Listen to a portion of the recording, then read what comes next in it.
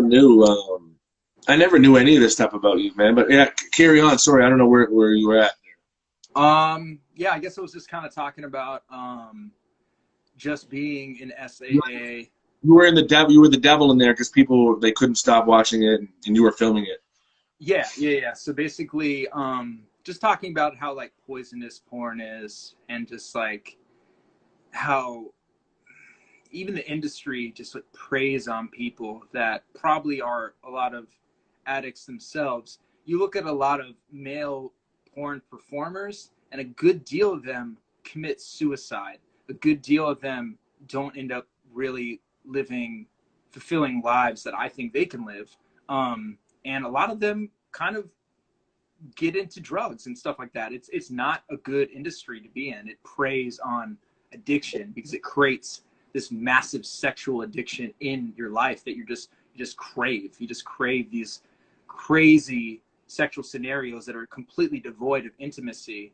And the craziest part about all that, like all those like those scenes I shot, is like I literally none of them are memorable.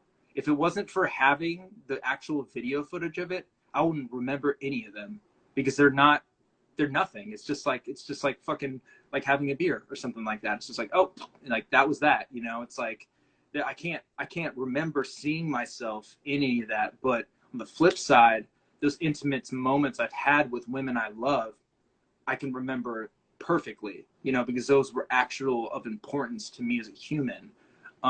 So it's wild, this like how distorted your like scale of values and importance can be when you're an addict. You're like, no, this is way more important to me is shooting this porn scene.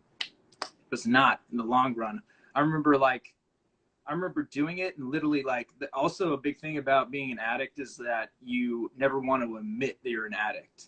Like it took me so long to admit that I was a sex addict, that I was an alcoholic, even though it had been a problem throughout my entire life. Multiple women that I've been with and girlfriends have been like, you have a problem with drinking. And I'd just be like, no, I don't. Like, you know, because it's like, oh, I don't start fights when I get drunk. Like that was like my one thing is I don't start fights, you know, but it's like I had a drinking problem. And yeah, it like, I remember like shooting scenes and literally having an addict's mindset of being like driving to the hotel to shoot a scene and just being like, this is the last one. I just need to shoot this one and then I'll be done and be good. And that's like out of a fucking movie of somebody like shooting up in the army.